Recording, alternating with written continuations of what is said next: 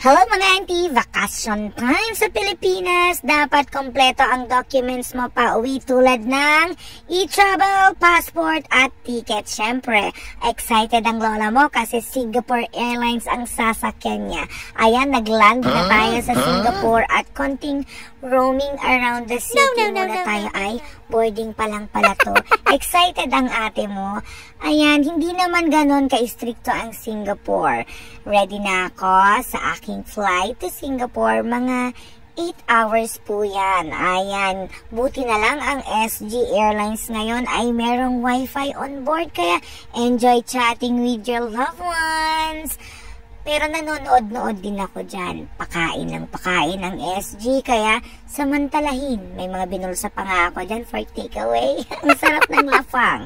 Ayan, excited na ako to land sa Singapore. Ayan na nga, nag-terminal 3 muna ako. At see, ang linis ng SG. Kasing linis ng budhi ko.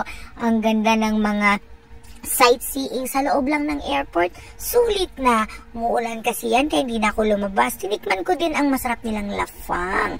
Ayan, legit ang kanilang fishbowl. Ang yummy. Gusto ko pa nga kaso lang mahali. Charis! Dapat pagpagkain kahit mahal, tikman. Lalo na't legit. Ayan, chili sauce nila, the best. Ang sarap. Napapikit-pikit pa ako dyan, diba? Yummy. May kausap ako dyan, kaso lang, hindi na siya nagpakita kasi mahiyain. Ayan, picture here, picture doon, walking everywhere. Di ako bumili kasi mahal. Para sa Tito, tignan natin yung sa kanilang ibang sightseeing. Ayan, time to board na. Going to the Philippines. Diba ang linis? Pwedeng tumambling-tambling sa lapag. Ginawa ko yun pero hindi na ako nag-video. Ayan, arrival na sa Pilipinas kung mahal. Ang pinakita ko lang naman ay aking passport.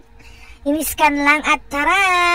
Hindi na chinek ang e-travel yan. Waiting na ako ng sundo. Nasundo na ako at on the way na to the province. My loving province. Ang hangin.